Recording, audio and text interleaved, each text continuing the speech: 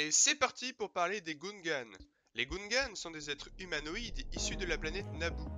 Ils sont plus fins que des humains, possèdent deux longues oreilles tombantes, des narines souples et des yeux rétractables. Ce sont des êtres amphibiens très souples qui vivent reclus dans leur cité sous-marine. Les Gungans n'apprécient guère les humains qui vivent à la surface de leur planète. Peu d'entre eux s'aventurent dans la planète et encore moins partent ailleurs dans la galaxie. Les Gungans vivent donc presque tout le temps dans l'eau.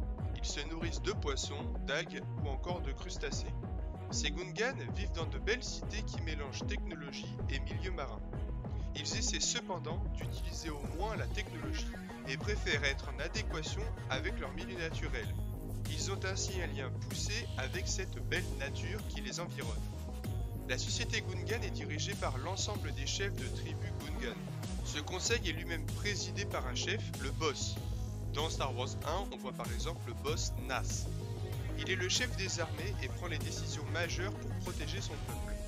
Cette armée Gungan est composée de soldats qui ont un sens poussé de l'honneur.